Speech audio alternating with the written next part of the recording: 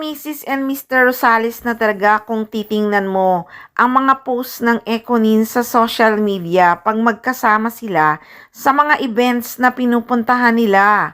Sabagay, dati pa naman talaga marami nang nagsasabing parang mag-asawa na talaga ang galawan ng Econin.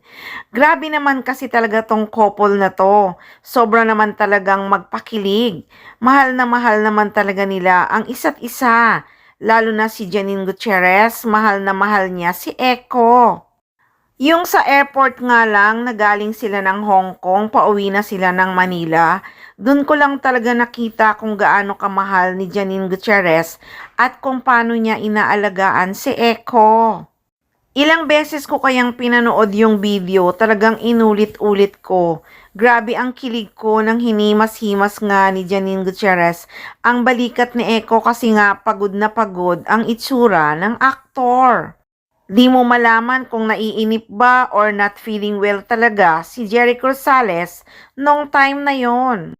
At kitang-kita nga sa video na minamasahe nga ni Janine Gutierrez ang balikat ni Eco. Sabay yakap naman ng aktor sa kanya.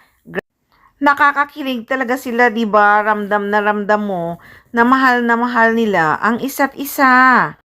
At yung mga photos nga nila na na-share nila sa social media, pansin nyo ba guys na lagi talagang magkadikit ang Econin sa mga photos nila? Bihira lang silang maghiwalay sa picture. Pag magkasama talaga sila, halos ayaw nang maghiwalay. Yung para bang epoxy, pag dumikit, kapit na kapit. At lately, 'di ba, ang latest nilang ganap ay yung umattend sila ng kasalan ng kaibigan ni Janine Gutierrez. At kitang-kita din na nakapulupot talaga si Eco kay Janine Gutierrez habang napapasayaw ang aktres sa tugtog. So sa mga post nga na lumabas sa social media sa kaganapan nga ng kasalan ng kaibigan ni Janine Gutierrez, may nag-comment pa pala doon sa larawan ng Econin na nakapost sa social media. Aniya nga, ang tanda na ni Jericho Rosales. Ano kaya ang balak niya kay Janine Gutierrez? Hay nako, wala tayong kaalam-alam kung ano ba talaga ang tunay na estado ng relasyon ng Econin. Basta, ang nahahalata nga lang ay parang mag-asawa na ang galawan ng dalawa.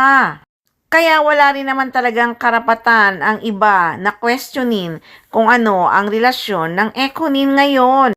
Silang dalawa lang ang nakakaalam o kaya pati ang pamilya ni Janine Gutierrez ay may alam na rin siguro sa tunay na estado ng relasyon ng Econin. Napapanood nyo naman at nakikita sa social media. Ramdam nyo naman siguro kung gaano nakalalim ang relasyon ng Econin. Kaya walang karapatan kahit sino ang questionin kung ano nga ang balak ni Jericho Rosales sa actress. At yung sinasabi mong ang tanda na ni Eco, hindi halata girl kasi bagets naman talaga siyang tingnan. Okay ka lang ba? 45 lang si Jericho Rosales, no?